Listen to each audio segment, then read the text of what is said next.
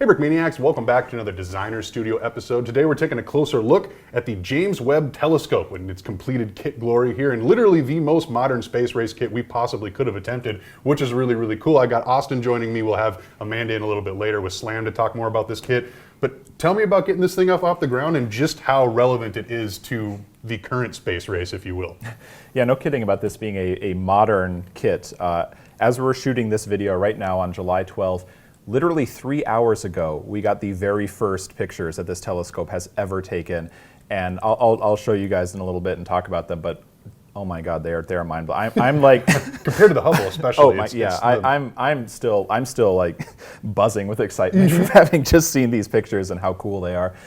So perfect timing to launch this kit the week that its first pictures come out. But yeah, I mean, we'll get right into this. So you'll notice there is no telescope currently here. We have a little stand for the James Webb telescope right here, but currently the telescope is packed inside the payload fairing of this, which is the Ariane 5 rocket. And this does come with the kit. It's actually the majority of the kit. But this is the launch vehicle that launched the James Webb Space Telescope on Christmas Day last year, 2021. Wow.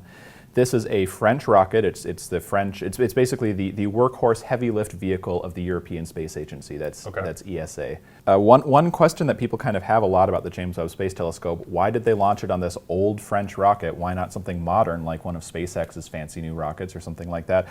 Well, the reason is the James Webb Space Telescope started being designed in 1996. I was 5 years old. What? Yeah, this thing has been going for 26 years. Many years in the making. That's amazing. I didn't know And that. in 1996, this rocket had just had its very first flight and was the absolute top of the line. So they're like, hey, our fancy modern 90s telescope will fly on our fancy modern 90s rocket, and it got delayed and delayed and delayed and delayed and delayed. 20 plus years later, we're still using those 90s Here we are rockets. in 2021, and the rocket it was designed to fly on is what flew it, and it did an amazing job. It put it into exactly the perfect orbit, even better than planned, so they don't have to use as much of their station-keeping fuel.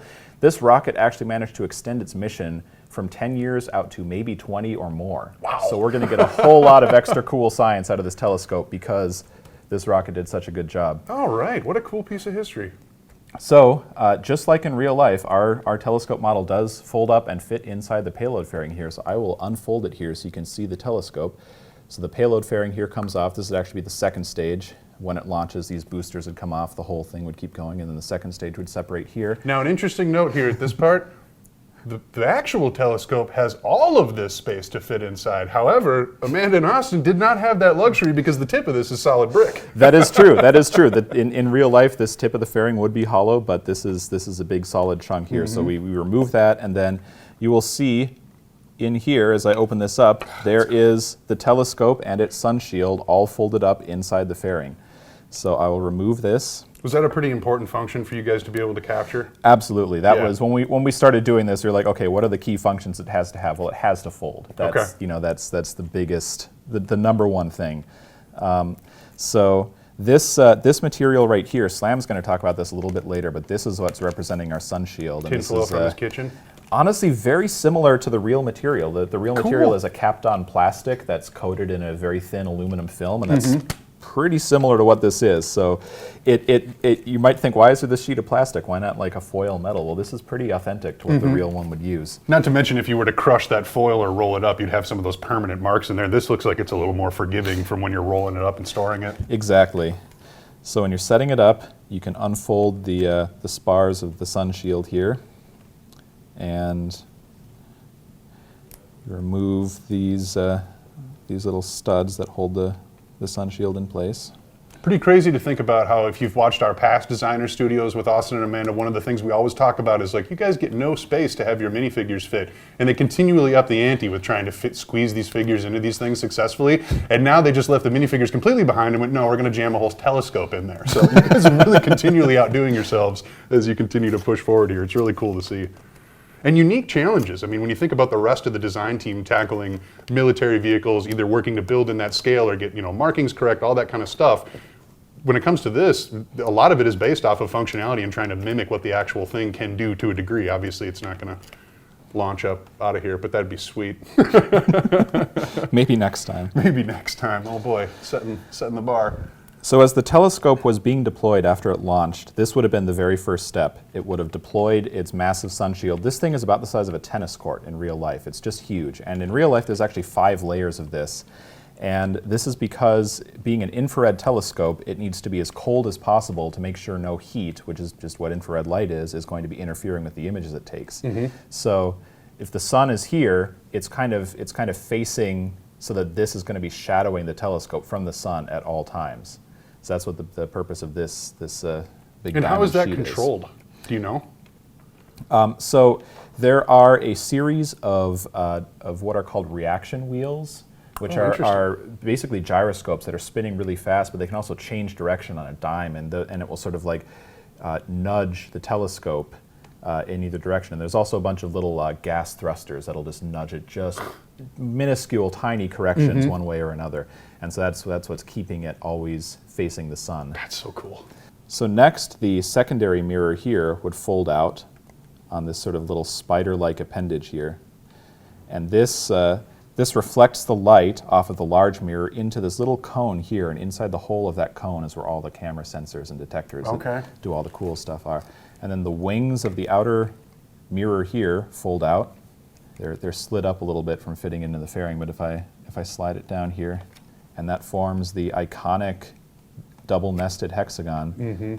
You see that image come together? Yeah. Wow, that print is so clean. Holy smokes. Yeah, Slam will talk about that, but he did such a cool job with this. It really just brought it to life, you know. Yeah, that is the James Webb Space Telescope right there, and then you can put it on its stand. Oh, and you got the little plaque there too. Yep, Boy, that yeah. looks fantastic. And then we can go ahead and put the fairing back on the rocket. And there we go. That is the James Webb Space Look at Telescope. that collection next to each and other. its launch vehicle, right there. So I want to show you now some of the pictures that this thing just revealed literally hours ago from when I'm talking right now. So you might be familiar, or people might be familiar with the famous Hubble Deep Field image. Basically, the Hubble scientists were like, hey, let's point the telescope at a completely blank section of sky and just see what we see. And some people said, you're crazy, why are you wasting weeks of time of our precious telescope pointing at nothing? But it turned out to be revealing hundreds, if not thousands, of full galaxies that were completely invisible otherwise.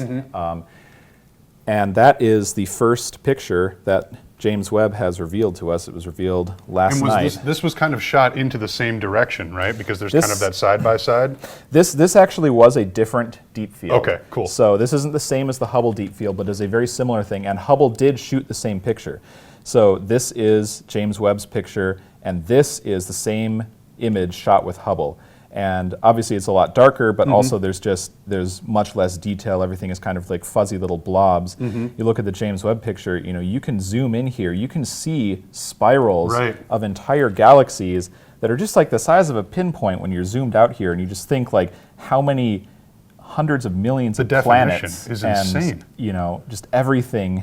Well, am I to understand that pretty much everything on here that doesn't have the spikes coming off it is a galaxy? That's basically, yeah, that is correct. That is mind-boggling. What you see with the spikes coming off of it, those are stars, which are closer and they're much brighter. And the spikes are actually caused by the hexagon shape of the mirrors diffracting the light a little bit. Interesting, okay. It gives it kind of its iconic signature look. But yeah, everything else, all these little smudges and swirls and spirals are all galaxies. And what's super cool is when you look in the middle, there's this lensing effect. The galaxies are warped and bent, and it's because this is sort of looking at a cluster of galaxies that's so dense and massive, it's acting like a giant lens. And the stuff that you see to the side is actually behind it, being warped and bent around it so you can see it. So it's a very, very cool picture. And what is amazing about this and what it shows about the capabilities of this telescope, when Hubble did its deepest field image ever, it pointed at the same spot in the sky and did a long exposure that was 3 months long. Oh my gosh. This image is significantly deeper and sharper than that, and it took 12 hours. Wow. So this can do more in 12 hours than Hubble can do in months. So that just means that the sheer number of these amazing deep field images and the amount of science we can get with this telescope is going to be like nothing we've seen before. I mean, not to put you on the spot, but what are some of the implications that people in the know are kind of like speculating about what we might? I mean, obviously there's the thought of like extraterrestrial, but like just literally from a science X point, looking at the pictures, like what are we going to be able to see that we might not have ever known we could have? So there are two big things that people are hoping to achieve with this telescope. One of them is actually looking at the composition of exoplanets. So those are planets that are outside of our solar system. Right. And that's a relatively new field of study in astronomy. And what this telescope can do, and what they actually did release one piece of data from this already yesterday, or this morning, it can look at the atmospheric composition of planets that are, like light years away. Like to see if it's inhabitable, or like at least gauge the level of... Exactly. What?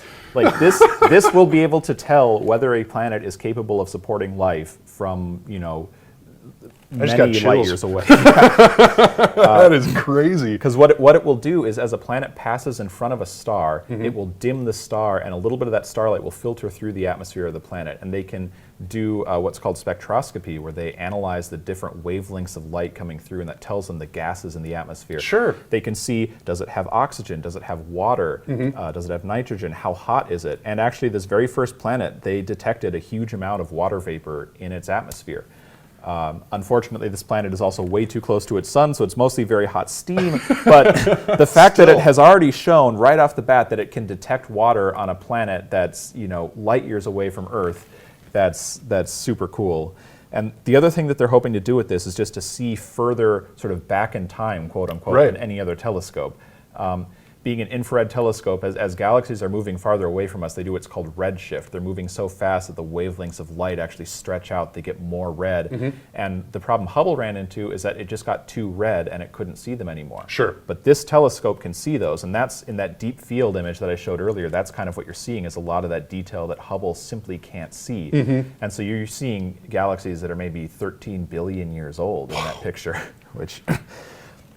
It's just mind-blowing. And then also from a more sort of approachable science perspective, Hubble is famous for producing some very, very gorgeous images. Like this image right here is an image Hubble took of the Ring Nebula. It's one of its most famous images. And this is what James Webb produced. Oh my gosh. It's just... it's like comparing a cheap smartphone to a $10,000 camera. It really is, yeah. Like look at the texture that's in there. It's just, I think millions of people are going to have new desktop wallpapers today. No kidding. That's the smallest implication, but definitely one that's possible. And one final comparison I want to do. This is the Carina Nebula, and this is another image that Hubble took, and so that's what James Webb took. And not only is it just one of the most gorgeous pictures I've ever seen, but look how far you can zoom in. That looks like a mountain range. Like, where's Spaceman Spiff? I expect to see him running across this thing. That's nuts. Just the detail in this is just, I can't even. This is something else entirely. Wow. How cool is that to be able to see something like this created in the Lego medium, and then also seeing its real life actions literally the same week as it's being released? Like, wow, that is some incredible timing, and definitely a neat thing to see. Anything else you want to cover from that standpoint before we bring in Amanda and Slam? No, I think that's it. Let's let those two talk about the build and the crazy awesome artwork that's on this. Yeah, we've seen what the real thing can do. Now let's check out the Lego version. Hi everybody. I'm Slam, and this is Amanda, and welcome to part 2. Hi, part 2. Amanda, what do we have going on here? Tell us about this build. Giant tube. It's a giant tube. It's not just one tube. It's true. Three it's tubes. 3 tubes. Yeah. It's 3 tubes. The rocket itself, fairly simple build. A bunch of tubes. Obviously, we had to keep this section open so that guy can fit in there. Probably the more complicated parts were figuring out how to shape the nose cone, and then these smaller nose cones as well. Had a lot of choices to make as far as all of the tubing, smaller tubing, not the big tubing, the smaller tubing. As far as those go, there's actually several more tubes running along this thing, but there's a point when you gotta go, well, what's good, what's Lego, This is enough tubes? You know what, otherwise the bottom was gonna start looking very clunky, and we didn't want, the more connections around this front and stuff. I think it would have started looking less sleek, kind of keeping that nice rocket swooshiness. I do That's an like official the term. cross beaming that happens with that. Yeah, no, that that logo was too. that probably one of the easier things. We used a lot of the fairly new, a couple of years now, candlestick. Gotta love that piece. Ooh, the candlestick's great diameter. Candlestick Super is useful. nice. It's super handy. We did some nice little greebling down at the bottom here. And I really do like how you've bridged this angle in. Yeah, we probably played around with that more than most things, to be honest. I think we went with, there's 3 or 4 different iterations of how and what we wanted to do with that. And yeah, I'm quite happy and pleased with what we finally came up with. I think it works. It does. It's it really greebly, but there's a point when, it's still Lego. And we used the porg head on top, so I was happy. Oh, porg head. Porg head. Look at you up there. When we started this off, we were like, oh, that thing's going to take a few minutes. And of course, it never does. And so I think we definitely, like I said, we had 3 or 4 different iterations of trying to make it at least have that flowing sense. Lego makes a lot of new parts, especially in the last couple of years, but of course they didn't happen to make enough truncated cones. They never do. Every time we do one of these, I curse truncated cones or just cones in general. But yeah. I also hate truncated cones and cones in general. It's a I think a lot of people have a passion for truncated cone hatred. Well, most people don't have to print on them, and they're a nightmare to print on. They're a nightmare to build. But yeah, it's a good time. But the overall shaping in this it turned out fantastic. Yeah, it's a really iconic shaping. Yeah, and it's it's accurate. recognizable. I think it all worked out really well, and Austin has said on multiple occasions now that it is the NASCAR of space, and I mean with the amount of It's got a few logos on it. Yeah, it's got a little bit of printing compared to like the others that are just like black and white. That's nice. Like a logo single. It's kind of anti-minimal SpaceX single logo, right? There's a lot of contributing agencies and countries that went into building this, and yeah, so I got to NASCAR this up, like starting off with the James Webb logo up top, and then some space agency logos that may. Well, okay, so here's the thing: we really had to. There's some of these agencies and logos are very trademarked, and some very like don't use me. Yes, so we had to more or less turn each of these into an Easter egg of some sort. So you'll find yourself a series of Easter eggs across here where you normally have a space agency logo. And I'm really, really happy with coming up with Austin Space and Amanda Group to represent the 2 designers of this kit. And these are all stickers in the top section here. This is a really, really large diameter tube. The largest that again, Lego makes as far as the taller solid ones. And when we first started doing art for this, we could not possibly print around that much of a curve. Since then, we've acquired new equipment, and we can totally print that now. So to all the sticker haters out there, I apologize, but this section is all stickered. Yep. I did give an extra copy of each of those in case you need to start again. This section, the lower half of the rocket, is all printed. Flags. So many flags. It's a very specific list of European countries that participated in this launch and build. And then we've got the BSA, the Brickmania Space Agency, not the other thing. And then the French. Is that Ireland? Looks like Ireland. Yeah, Ireland's in there. Yep. I didn't know Ireland liked space. Yeah. Good for Ireland. Kidding, I love Ireland. We all love Ireland. Ireland does Ireland great is the work. best. Yes. Okay. And then we have a French space agency at the bottom there, who built a launch vehicle. And then over here we've got some really intense yellow happening on the main reflector of the James Webb, and over on what we've been calling the business end, which is just the secondary reflector, we've got another second yellow. Those are all double printed because putting ink on black produces a pretty muted color most of the time. Yeah, so you nailed it print though. them twice, It looks great. and you can get them up to full brightness. And I'm also responsible for this little foil sun shield that Austin was talking about earlier. And this piece of material, like we kind of brainstormed quite a while trying to figure out what we could use for this foil. Like if we use a piece of metal, or if we could print plastic, or print fabric, or what would work. And I found these food storage Mylar bags that are already foiled and sandwiched and totally child safe. And we ran those through our plotter cutters. That's Lego in general, child safe. Yeah, it should be child safe. And we ended up with this really nice, like silver lustered Yeah, sun that's great. shield. It worked really well. You brought those in, and both of us were like, "Oh, well, that That's works." the one. And So- it cut, and we were happy. I'm really happy with the way those turned out. Amanda, you and Austin have done a beautiful job. Oh, thanks. You do good too. All right. You're a talented guy. Thank you. Well, thanks. How do we sign off? Brickmaniacs signing out. I'm Dylan, And I'm Lando. and you guys are great. Smash that like button. Oh yeah, subscribe too. And Ring subscribe. a bell. There's a bell involved. Definitely ring the bell. Yes, yes. And what's Austin trying to... He is playing the piano vigorously. Go comment. He's commenting. This is now commenting. And then you hit return to post your comment. Okay. So you scroll down, click the where the box is, write some words with your keyboard, Okay. and Okay. then you I'm can following. enter. I can picture this Enter, happening. Yeah. yeah. So you like, We need comment, and subscribe. It's Tuesday, right? I mean, what happened to this? Yeah. Cut. Cut. Cut. Cutting is really good.